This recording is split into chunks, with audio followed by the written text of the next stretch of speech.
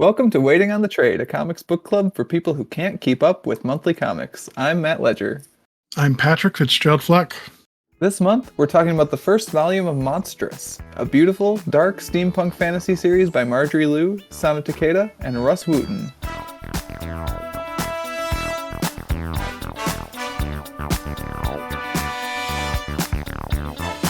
Now, in case you need a refresher, Monstress is the story of Micah Halfwolf, a teenager dealing with both a troubled past and a literal monster living inside her. In this volume, Micah searches for information about the creature bonded to her soul and runs afoul of several groups, lots of groups, who want to use that bond to their own ends. She has a rough time. There's a lot of groups. Pat, just you and me this time. Yeah. Chatting about comics. And you said, what comic do you want to read? And say, I read this. Let's talk about this. And so we're doing it. Where did you find this book? I mean, probably from a list of like the best comics of 2021 or whenever this came out. So I know you like that NPR like top 100 list. Man, do I ever. I would be surprised if this wasn't on it, given that when I did a Google search earlier today for Marjorie Liu Monstress interviews, like the first 3 results were NPR interviews or like NPR articles. I think the first result was an NPR article, and I ended up reading 2 other articles that they had about Monstress, actually. So maybe retract that, but that list had some bangers. I'm just telling you. Oh, I mean, I agree with you. I looked through the list. I have no shade to throw at the list. I just wouldn't be surprised if that's where you found it. That's probably where it came from, yeah. Was this part of that Image Humble bundle that you picked up? It was. Yes, it is. Okay. And that recurs every once in a while, right?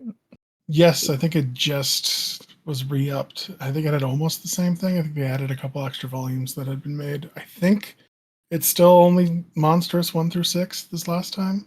That makes sense, because I think it's only on like volume 7 or 8 at this point. I think 7 is released and 8 is in November, something like that. I'm looking. Vamp. Volume 8, yeah, it's November 2023. Yeah, so... Got some badass cover art. I mean, I don't know how it couldn't, because they really don't miss when it comes to the visuals of this comic. So I guess, like, what made you want to talk about this comic? Like, what, when you read it, you were like, hey, Matt, this is a comic we should talk about because I like this. Like, what are the elements of this book that you really like? World building. World building is what I like, and world building is what this comic does second best to the art of this book. So this is going to be, I think, the crux of our entire conversation, actually. I was thinking about it. I read this book, and I was like, I know exactly why Pat likes this book, and it's because there's lore. There's so much lore. It's so good. Some might argue, Pat, maybe not me, might argue there's too much lore. No, sir. So I think, like, I liked this book too. I didn't love the book. On the second read, I liked it more. So I read it once all the way through. I think I was a little tired, so that might also be why I had an issue with it. But I reread it over the past couple days, and I think having already read it and had having pieces that I knew I was trying to fit together from the first read, I was like, oh, okay, this is this, and this is that, and like I kind of, not everything, and I still think there are a decent amount of extraneous things that don't need to be in the book at the moment. But like the second read was a little bit more coherent to me than the first read was, for sure. I mean, I would agree that the first issue, maybe even first couple issues, are slow, and you can really tell it that they're trying to find their footing with this. I feel like at the end of it, they found solid ground, and I feel like it's a solid start. I definitely am hooked by the end of the volume, for sure. Like and we'll get into the last page reveal within the first 5 minutes of the podcast, I guess. but like the last page reveal of chapter 6, end of volume 1, was a really good reveal, and it probably will pull me forward into reading Monstress Volume 2, even if I wasn't already hooked by the interaction between Micah and her monster, which I think is the real reason I'm going to keep reading the book. Sure. But like, man, especially on the first read and even on the second read, like every time I hit one of those lore dump pages at the end of a chapter with the cat explaining lore of the story, I was like, this feels like work. Ah, I'm you're not kidding gonna me. read these. Those are literally my favorite I parts know, of the book. I know they're your favorite pages because I knew it. I read it and I was like, Pat's gonna love this shit. I fucking love that stuff. Like watching Attack on Titan, when they cut to commercial, they do like little flash screens of like in-world like research papers and stuff. Like, what are the Titans? They're different classes of like that shit. Is so good, Oh yeah, and so like good. you're a Skyrim loading screen guy. I understand Uh, that. So there was actually a bit in one of the interviews I read today where Marjorie Liu was talking about how she consciously has to keep herself in this series, especially from just like tangenting off into different corners of the world that she's interested in. Like it's a sure. conscious choice in the writing that she has to like pull herself back. And I could definitely feel it throughout this entire book. Like I could feel the pulling because there's like, oh, I just like, so when I was putting my notes together today, I told you I hand wrote my notes in my notebook so that you unfortunately can't read them. I'll have to But take it on your word. Yeah, if you could these read them, you notes would see exist. that there are giant like sections where I just wrote in all caps, big like block letters with 3 exclamation marks, lore. like whenever I came up against like a bit of the lore that I was like, I still don't understand what's going on here, or like I don't understand why this is here. I marked it with that so I could come back to it and try to be like, oh, okay, it did actually like match up in this chapter and I get what's going on. And there are still pieces that I know will pop up later, like they're there for a reason. It's not structured poorly. It's structured in a way Yeah, that I think I wouldn't structure it, but like in it's a bunch issues, of hooks to keep the readers interested in getting yeah, but like answers. I'm a guy who just wants like Micah's story itself was compelling enough to me to keep reading, and a lot of times the additional stuff was a distraction to me and actually like Really? stopped the flow or like blunted my interest in the This is so story a little interesting bit. because I feel like Mike is the least interesting part of the story. I think I, that's fair. She definitely has a little bit of protagonist syndrome. Like she's tough lady against the world, but like there's enough compelling stuff there. Like I really enjoy her interaction with the monster inside her. The monster is probably my favorite character in the book, honestly. Like I love that sass. I love that like I just want to be asleep. Stop bothering me, sass. sure. And like I like their interactions. Think Micah's interesting to me because so much of the world is like it seems like again this is all lore stuff, like it's all different systems that are set up like in contrast and like against each other, and she doesn't really care about any of them. She's just trying to like cut through them to figure out what her own deal is, so that's Yeah. kind of interesting to me. But I definitely see where you're coming from of like if you are more interested in like the actual world building and the lore, like Micah doesn't really care about any of that stuff, so you'd rather be following like Mother Superior or like the Dawn Court or whatever, like which we Yeah. only get flashes of throughout this volume. Yes. Those fucking amazing. Are you kidding me? Matt, See, there's a whereas to me, badass group of killer women called the Inquisitrixes. I mean, for God's sakes. why are there 4 of them? There's so many characters in this book. Matt. There could have been Inquisitrixes 2. with like really badass names like Blade or I my had so much God, they're trouble so on the good. first read, like remembering what each of their names were. You don't need to remember their names. It's I fine. I mean, but don't. I should be able to, Pat. They're no. You just gotta enjoy what they are. You don't need to like know their independent, like individual motivations and shit. Well, I mean, one of them's dead already, so it doesn't matter, right? It's so good, man. No, they are really cool, right? And so, like, this book looks so much like a JRPG, like a Japanese RPG, Yeah. that, like, again, I was like, I understand why Pat loves this shit. Like, I totally get it. And, like, I like it too. Like, the art is stunning. I Like, mean, the art stunningly is beautiful. top notch. Like the amount of details that Takeda is able to put into this. I'm glad that some of the images, like there's obviously like more sketchy parts to them. It's like, because if she actually put the amount of detail that she does into some of these, I don't know how she ever makes time to, to do anything else.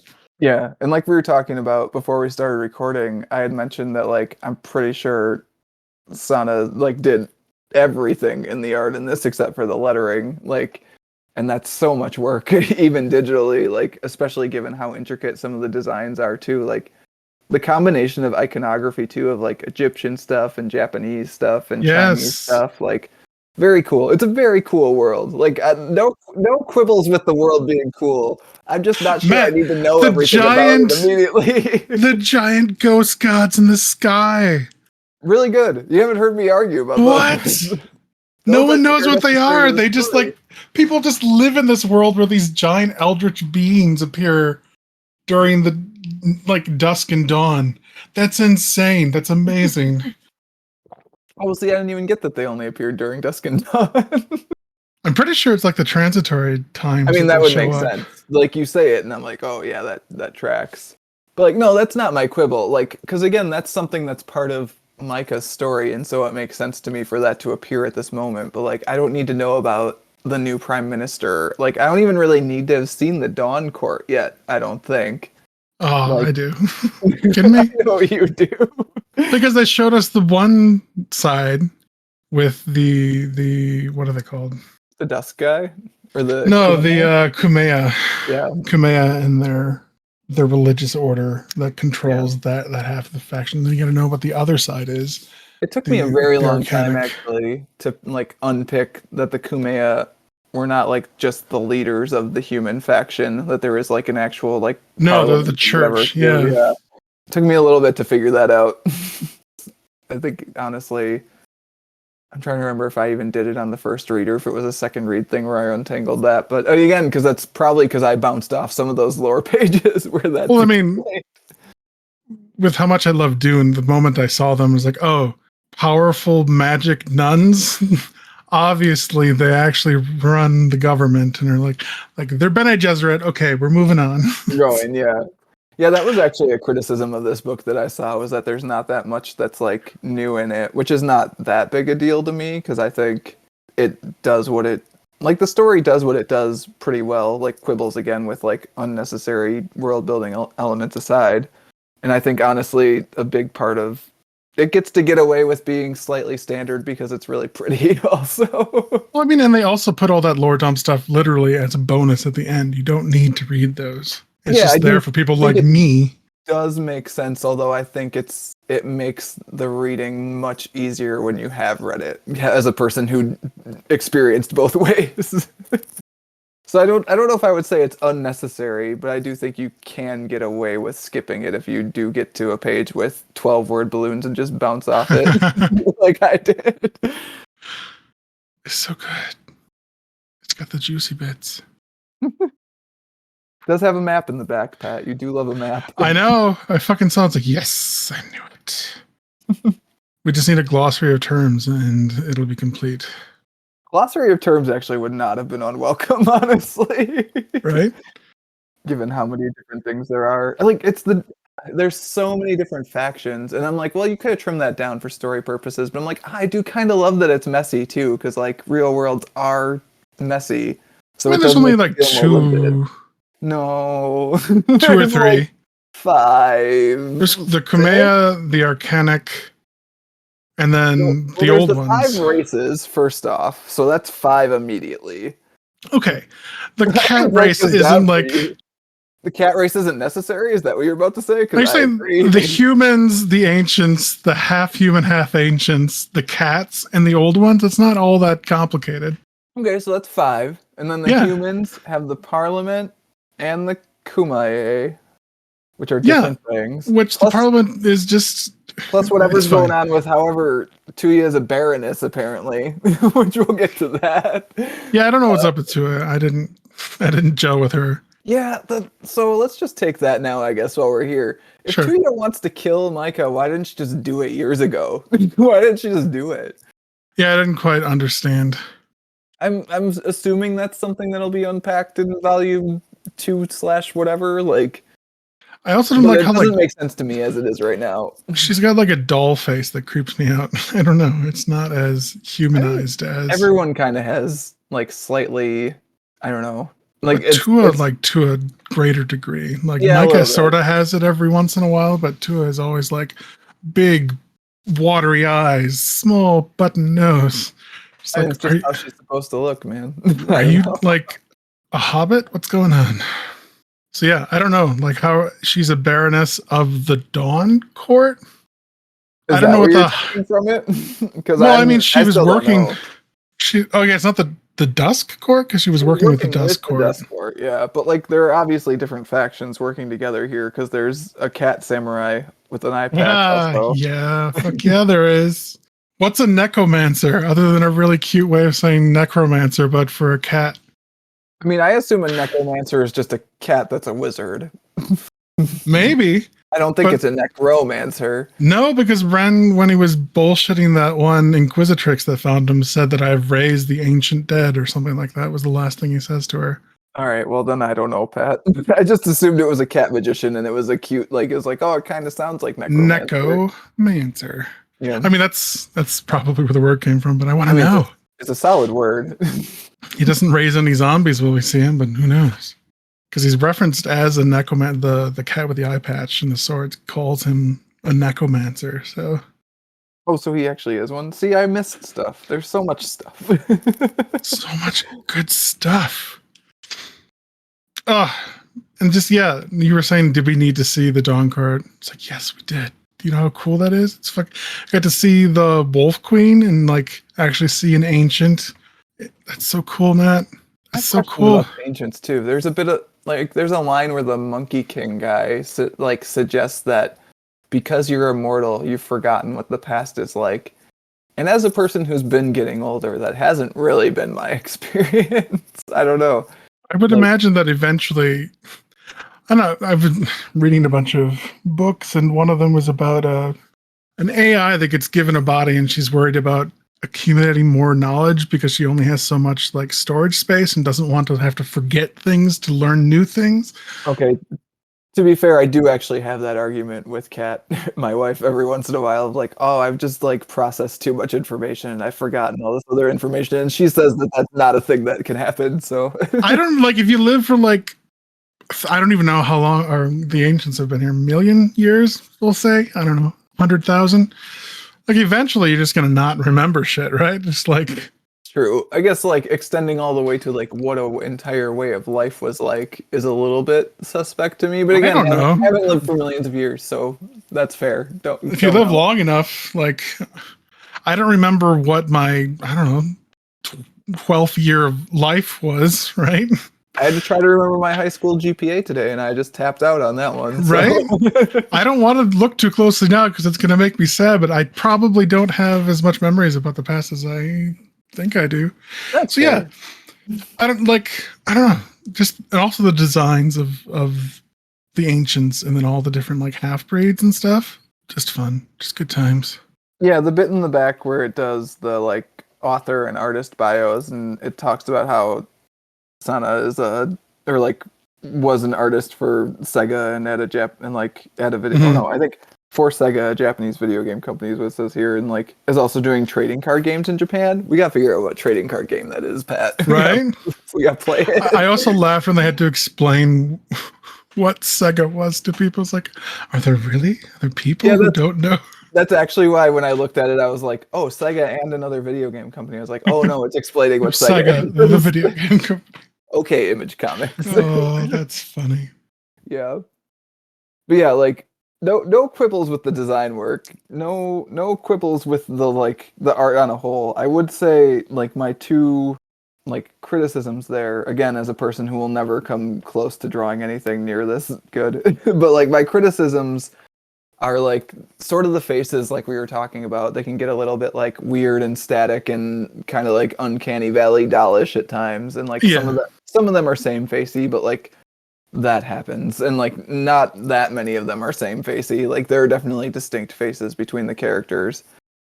And my other quibble is that at sometimes it like descends more into illustration than comic book. And like what I mean by that is I was thinking about it versus like Barrier, right? Like when we talked about Barrier, we talked about how Marcos Martin is like so good at like leading your eye across the page and making a page feel like a scene more than like just a page of pictures. And I think that does break down in here from time to time. Like there's a bit in issue 3 especially that I like looked at it and I was like, well, it's not quite like we didn't quite get there, but that's all right. Like these things happen. And I will say, like, as a to come back around and like say something positive about the page structure, like I do really like how as it goes throughout the volume, it gets kind of like more manga pagey in structure. Like I think that first issue is very much a blend between Eastern and Western comics and like still trying to find its footing, like you were talking about. And I think as it goes on, like more and more of the page layouts remind me of manga page layouts that are just like slightly adapted for the taller format. Like a lot of the slanted panels are things I feel like I'd find in a manga. Like the pages that have just like small inset panels with character reactions are so manga. And like a lot of the scenes where it's just like a repeated shot of a character, it's like face or doing an action from the same POV are also like feel very manga to me. So that was kind of cool.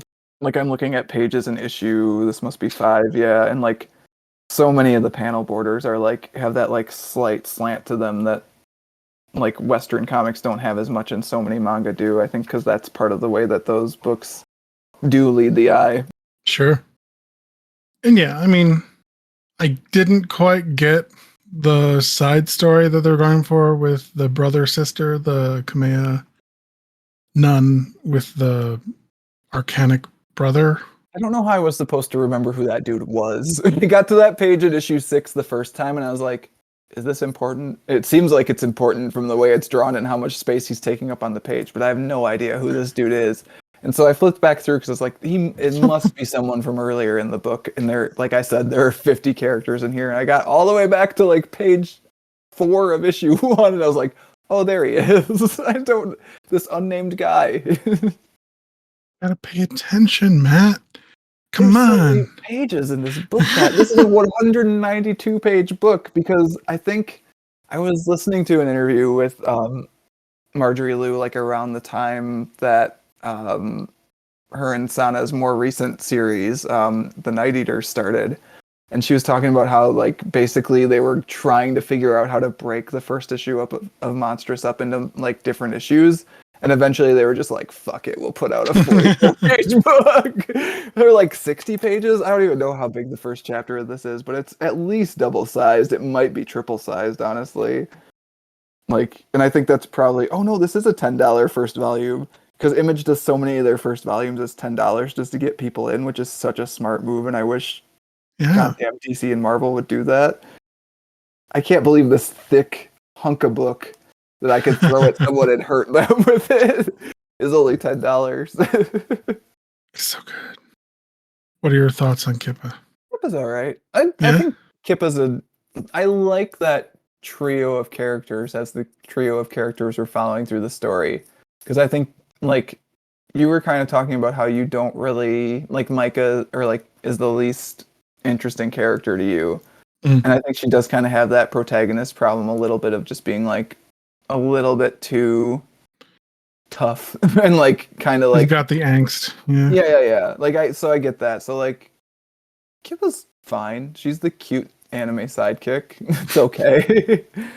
Like I think she does some cool stuff. She's got good lines every once in a while. Like she's got the "I'm following you because you're good at killing" line in issue 1. She's got the like slightly jaded or like the slightly ironic interactions with the cat in issue 6 where she's like, loyalty is the best thing, isn't it? And he's just like, yeah, this is fine. I did actually want to talk about, like, in issue 1, there's that setup that, like, cats are the least trustworthy creatures in this world. And you're like, oh, yeah.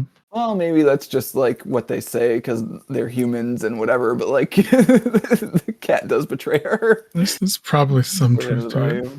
Again, nothing in the book feels like it's there extraneously. It just feels like sometimes there's a bit too much. Like clearly it's all going in a direction and it knows what it's doing. Like that's not my issue, but like sure. I don't think I need the reveal of who I think is Micah's sister. Yeah. No, that's fucking awesome. You kidding me? Come on. I don't think it's a sister. I think it's her aunt. I think it's her aunt. All right, hang on, because I'm gonna flip to that because I saw that in your notes and it's like I'm pretty sure it's a sister, but it would make more sense for it to be an aunt because I was like, Well, I how did think it's she have a because sister? the Monkey King isn't referring to Micah when he says sister. He's referring to Moriko. Oh, gotcha. That would make sense actually. That he would be referring to the mother and not Micah, because that really confused me. I was, and then, oh, okay, so the monster's just saying he could pass into the ant because they're still the same There's another bloodline. bloodline. Yeah. And Okay. so, yeah. So does that mean, so, okay. You see in my notes, I've taken screenshots and stuff. There's that one Yep. picture of Micah in her like dream world or headspace where she's looking at the Egyptian like iconographs of seems to be the shaman empress like combining with an old one. Okay, so you do think that's the shaman empress because it's some sort of descendant of Micah's, right? I'm pretty sure that Anubis eared figure was said to be the shaman, like the shaman empress. I will take your word for it because that's one of the things I missed. Well, if you look at it's true.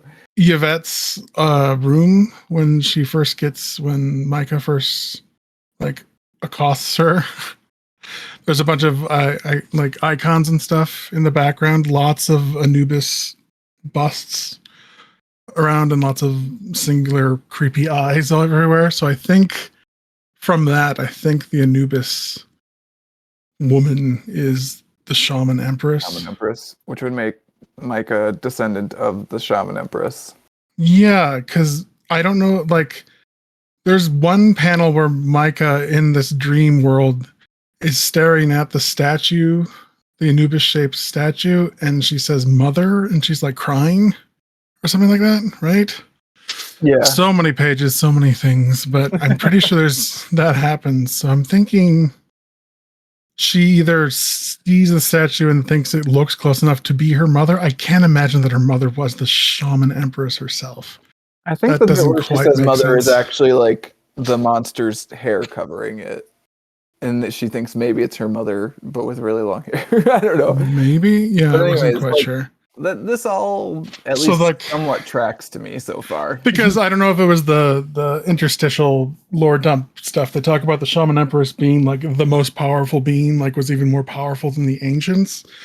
And I think that makes sense if the shaman empress combined with an old one. So it was both the power of this new race of human and ancient combined with an old one, which is why she Yeah. was so powerful.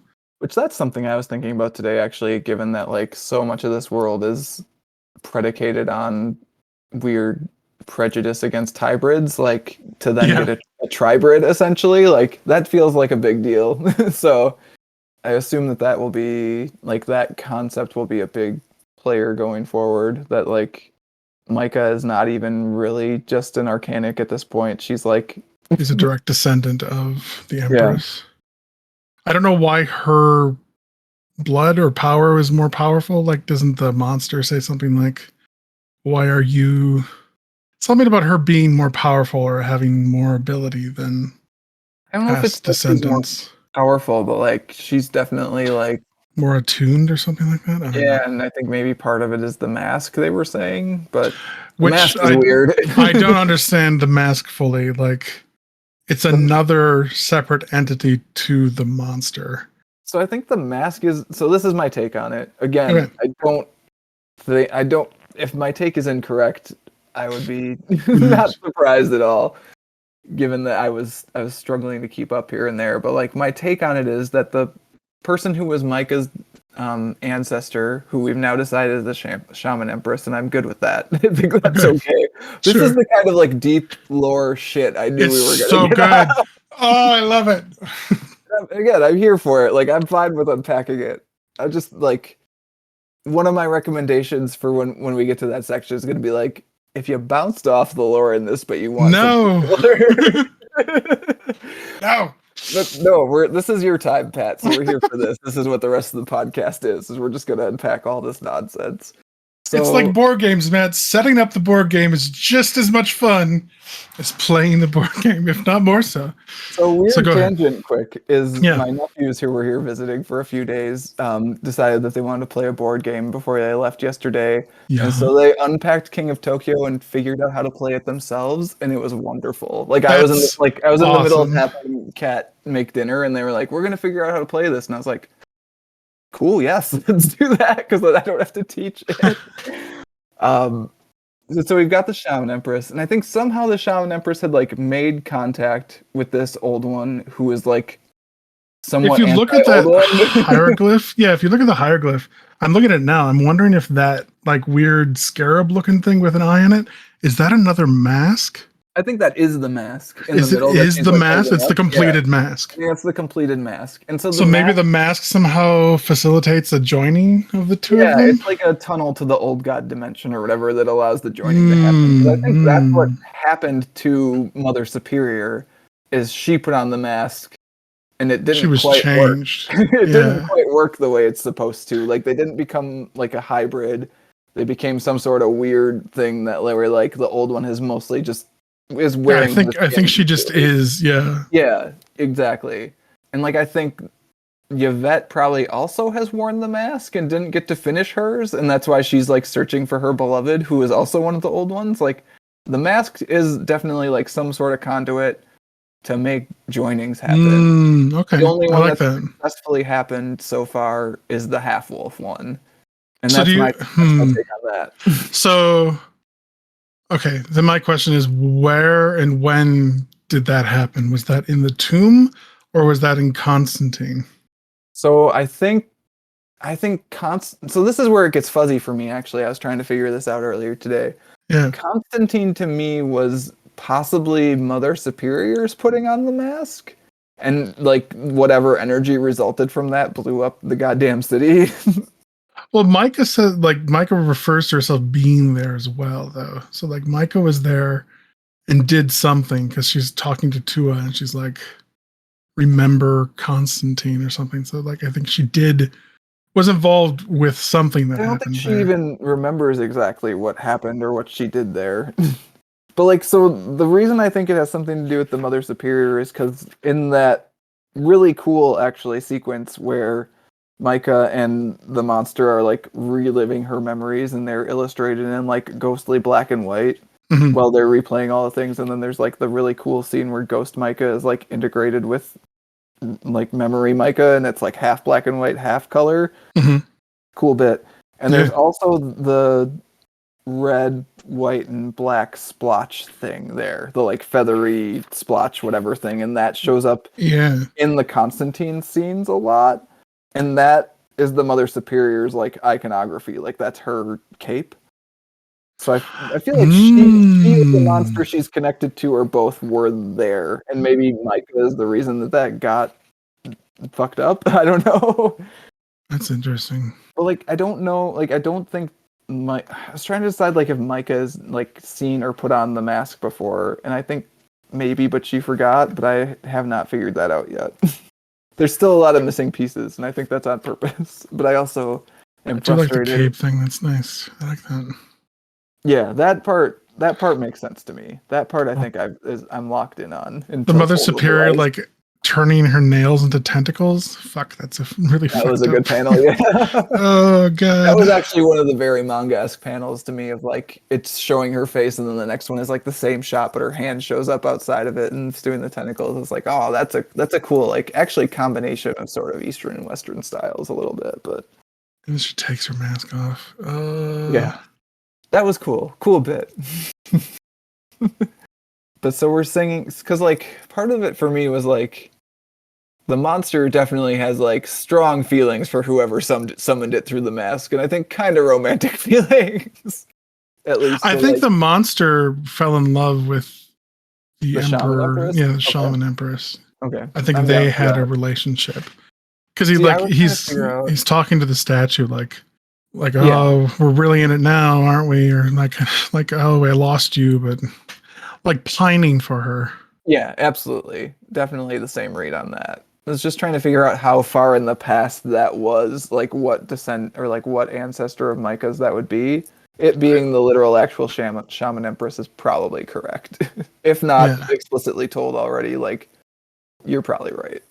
I mean, just judging from, there's the hieroglyphs we see in the background of whatever that space is, the like mental space that this demon occupies. Oh, so good. So if we're just knocking out lore questions, Here's one I've got for you. So the monster at one point, like, basically taunts Micah with, like, you've been in the presence of 2 arcanic lords. Yeah, what was that?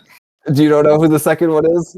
Because I did. I was like, maybe Pat knows who the second one is because I missed it. I haven't like gone back to like double check, but yeah, I don't. It needs to be an animal looking person, right? Does it? I don't know. Maybe I guess not, because they do say that some arcanics look totally human. It cuts from that to the white-haired lady. Aetna is her name. Like, when the monster says that, it cuts to her, and we find out eventually that she like Atena, she is an arcanic, right? Yeah, or is she not? And he is. I think both of them are. I think her brother is more animalistic than she is. But I think they both are. So it could be her. Maybe. I don't like that as much. I don't could either. Be.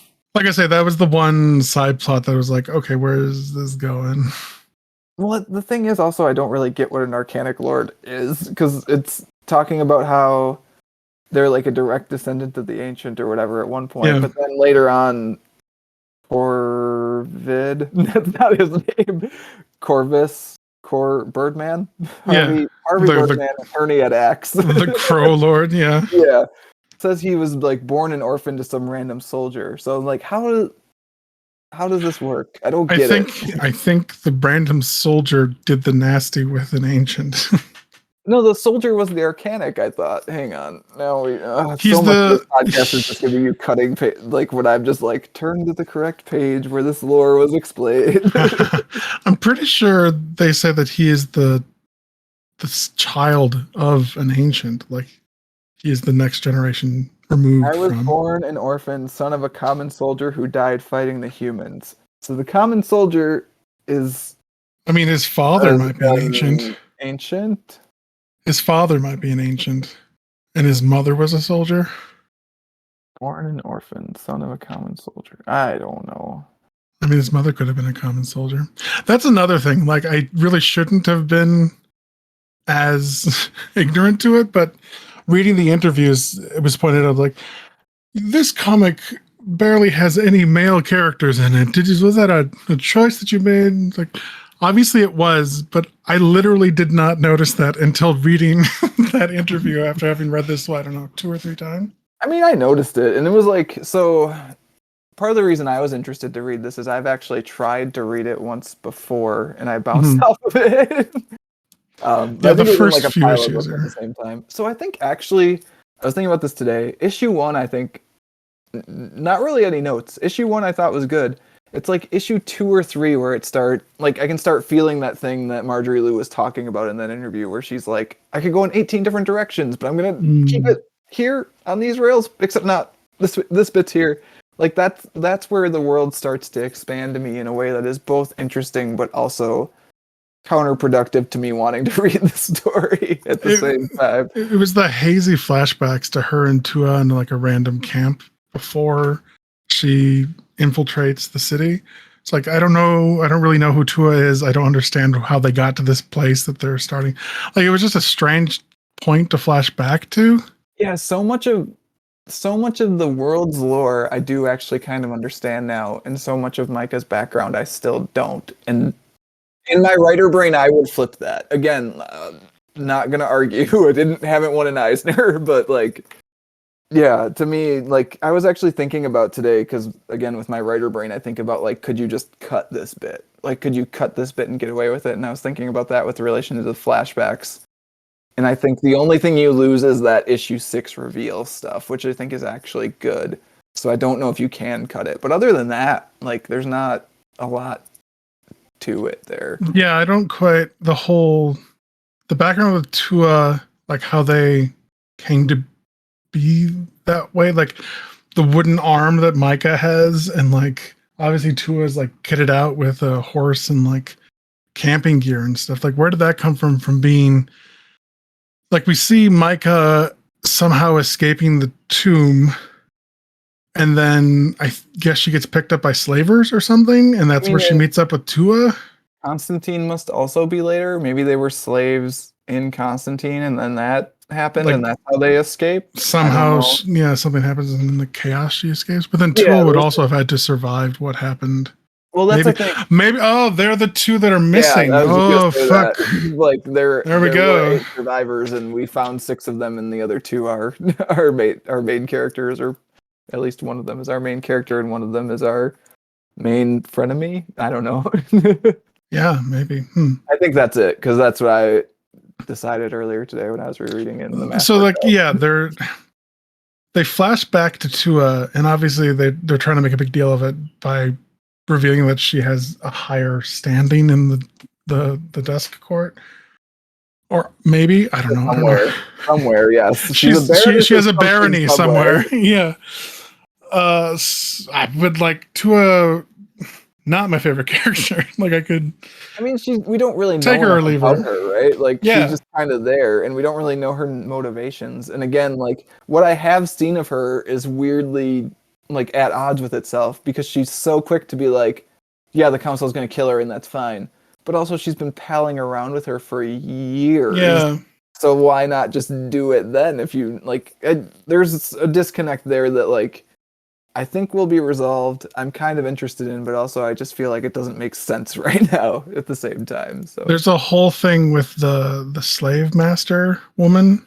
They give a name in one of the flashbacks, but I don't remember the one that smokes and like is eating the noodles that she gives. Ilsa, yes.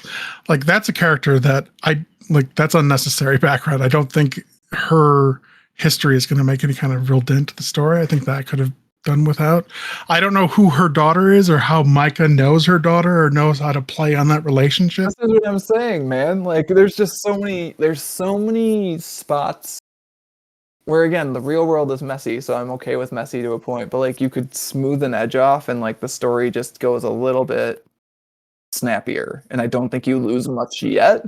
Sure. I mean, obviously the world is being built out to a place where like a lot of this stuff is going to tie together and be important. Like, again, I trust that is true, but at the same time, it also does feel like people are just saying things to say things sometimes to get them into the plot. Sure. Yeah. I don't know if you saw, I posted the panel where they talk about the Crow Lord's background, the demons talking about him. He's the child of an ancient in full power. But which makes me think that he's a direct child of an ancient. Like I said, the ancient could be male. The other parent, yeah. And the soldier could be a female soldier. I don't know. Yeah, that's true. Or maybe ancients procreate differently than humans do, and doesn't matter what gender they are. On the lower pages. I don't know. Because there was that whole thing about the first hybrid baby. Well, I don't know if it was the first hybrid baby.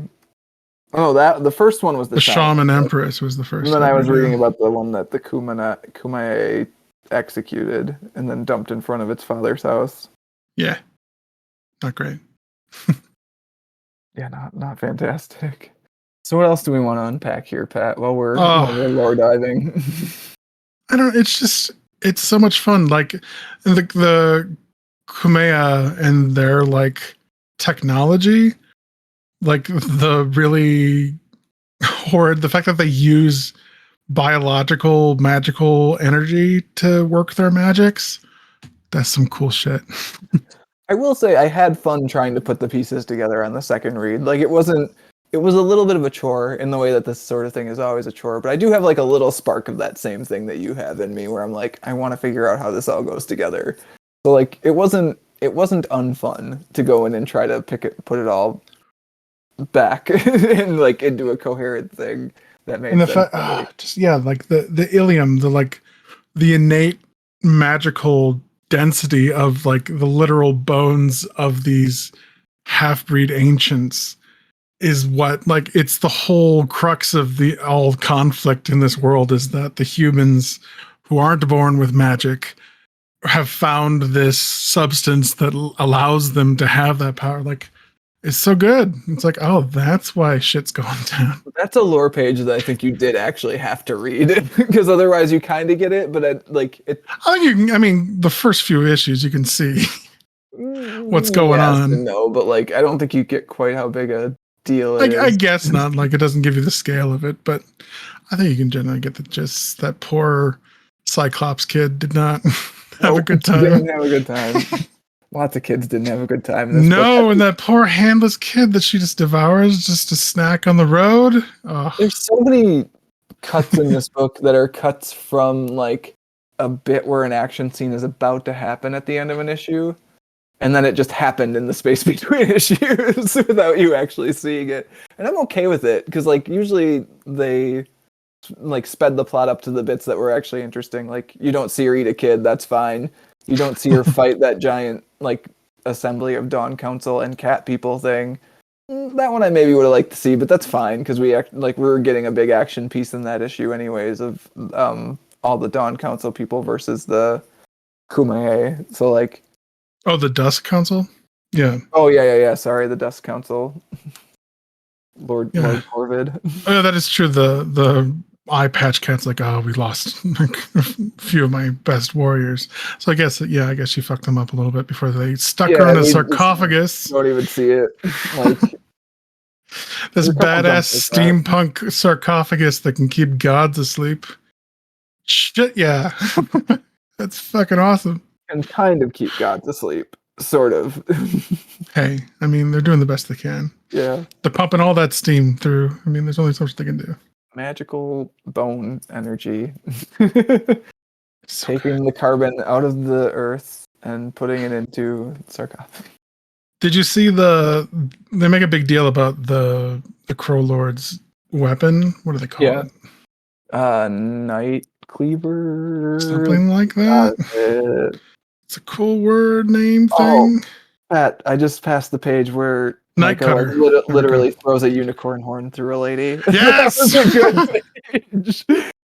It's so cool. Like, you don't even notice that they're unicorns at first. And then it's like, oh my God, someone ripped that horn off. Oh yeah, it did have a horn. Oh shit. It also wasn't the same color in the previous page because I think the lighting was a little different. So I had to do a double take, but also good page. Fucking snapped that horn off. So cool.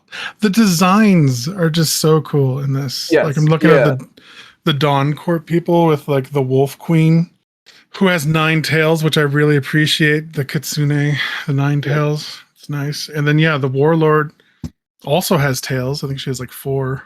No, it looks like 3.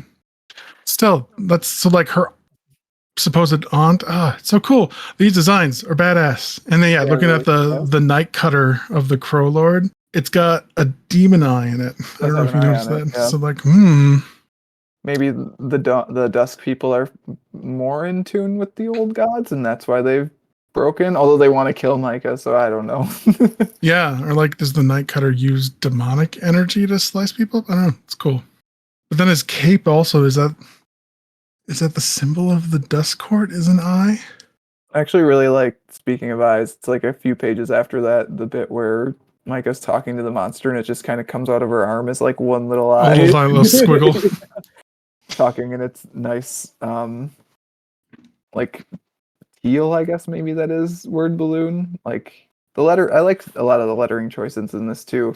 I did only realize today that the monster is every single time speaking in that same weird like glyphic language that Mother Superior uses when she resurrects Yvette. It's just that we only see it as English because like Micah understands what it's saying, and somehow Kippa too. Yeah, because Kippa also has old arcanic blood, or not old arcanic blood, ancient blood. I don't know. Something Again, like that, all these words sound the same, so who knows? What's Morphosis, Pat? Tell me in 10 words. Honestly, I think it was just a cool thing in the moment, and I don't think it's gonna ever be brought up again. She's gonna transform into a snake at some point. A Medusa, maybe. I don't know. I'm looking at the panel you put in your notes where it talks about the council forbidding Morphosis. Yeah, I don't like Morphosis, and like the fact that her teeth are like extended. Is she a vampire? Is that like she's an energy vampire? I don't know. Oh, maybe. But Have like, to read volume 2 to find out, I guess. there's no indication anywhere else that humans have that. Like, the only human power they keep repeatedly saying is that sometimes women develop telekinesis, like mind reading and what foresight. The They can ability see to the see the future. future. Yeah, which she definitely has. Oh Yeah. gosh, I'm forgetting her name now. Yvette's daughter. But she definitely has the ability to see the future because she tells that guy he's gonna die in bed with another man or whatever, or his wife's gonna kill Yes, at him the to find beginning. Yeah. him. Yeah, it was a good scene. Like that's the thing is there's so many like I liked most if not all the characters in here, but because there are 50 characters, you don't get to spend time with as many of them as much as I'd like outside of like our core trio, I guess. I But guess. I But mean like, that's also typical fantasy book thing of like yeah. there's a bunch of side characters and weird side quests and stuff. No one goes to play blackjack for days in this, Pat. I don't understand why you liked it. Well, they aren't an 8-year-old boy trying to save the world. If they were, they would get sidetracked in a casino for a good year and a half, but come out rich. Cooney reference for those of you in the know out there in listener land. But I had so many of those health pots. It was great. it does look so much like a Japanese RPG in very good ways. Like it's Final Fantasy as shit, which Heck, is nice. yeah. It's funny that like in your synopsis and a lot of other ones, they like focus on the steampunk, and that like was such a minor thing to me. Like I had forgotten that it was even like, I actually agree. oh yeah, put I that guess in there there. is steampunk elements to it, but I put that in there because it was on the back. It's in the description on the back cover, and I was oh, writing my okay. description up quickly this morning, or like on break from work today. So I kind of just like relied on some of the stuff they'd already written about it. But I actually agree with you. Steampunk was like the least important word out of the description of They beautiful dark have steampunk fantasy. airships, and there's a cool looking You sarcophagus, gotta and have that's about blimps, baby. it. Gotta have blimps. Otherwise, what are you doing? It's so good. Hitting all the right notes, let me tell you. Yeah, Yeah, I I don't know. enjoyed it, and I do think like as much as I decry some of the lore dump hooks, like some of them are the things that are pulling me forward. Like I will be putting Volume 2 on hold from the library after this. Like I do want to read it and keep going with the story. So obviously successful and I like just, the world is so, those giant ghosts just make me feel so warm and fuzzy, man. I don't know. Just I mean, like, so part of the reason the book's on my radar is like the year that the series debuted, like it won a bunch of awards. Like I think the series itself got best new series in the Eisners, which is like comics Oscars essentially. Like I think Marjorie Liu got best writer that year and was the first female writer to win that, which is kind of that's absurd. upsetting, but that's okay. It Yeah. was like 2017 or 2018, so and I think Sana might have also won an award. These I might be hope things I so. look up for the show notes, but She definitely deserves it. I mean, goddamn. so it's a big deal. It's a big deal book. It's been on my comics radar for a while, and I'm glad to finally filled in that gap. So Yeah, no, it really feels like a me kind of book for sure. yeah, no, For again, like sure. looked it open and I was like, okay, it's very pretty. It's got snarky ladies who feel like they're kind of being bitchy at each other. And then I was like, oh, there's too much lore. This is why Pat likes this. There's too much going on. It's so good. It's a world that has life to it, you know? No, I mean, again, like I'm the guy who keeps making you read like bullshit superhero comics that have 50 years of lore that they don't even bother to explain. So like I'm not gonna be a giant hypocrite here and like complain to you about it too much. There's so many comics where outside of like what the events and actions of the heroes and the villains, like what's the world? What is a normal person in Gotham doing on a day to day? I don't know. But like See from that this sometimes. and like the information they've given, yeah, they're in blimps. They're blimping it up. That's all I Yeah. know. From this, you can generally like glean like, okay, you get where the sides are coming from.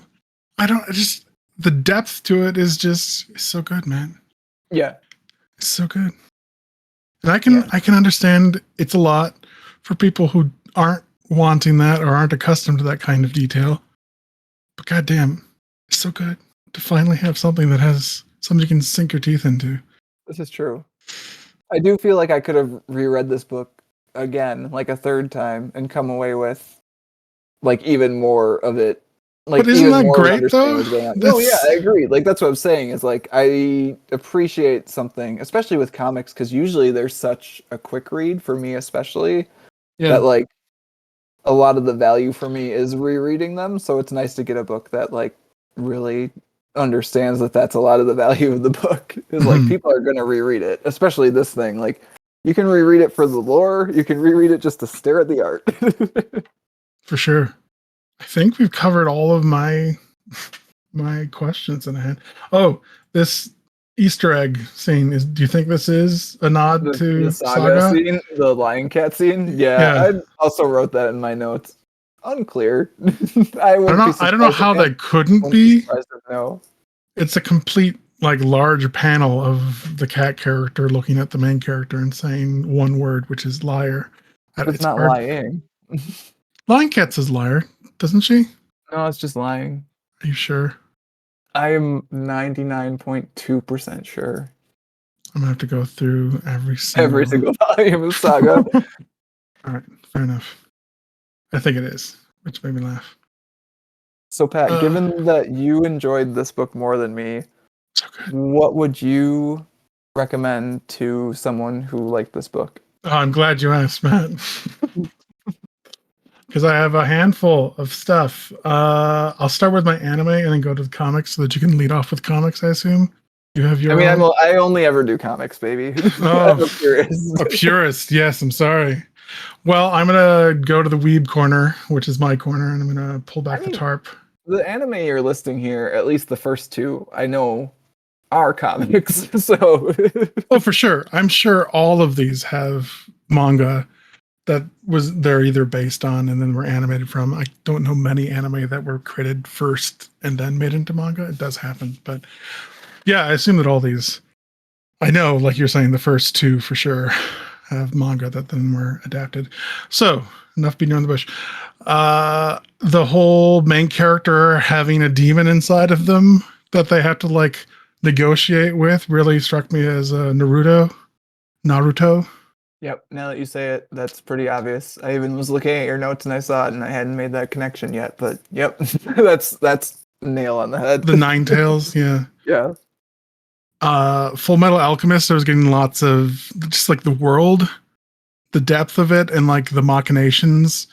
It's sort of spoilery to get into like why it's Oh, as Pat, don't similar spoil it as it for me. is. I'm reading it. I'm not going to, but it let me tell you, it gets closer to Monstress towards the back half of it. Anyways, Full That is Metal one we Alchemist, will it's real good. probably read for the podcast at some point because I may have bought I like that book. the next three hardcover Next three, I was volumes. like, oh, I'm probably gonna buy the next one this month.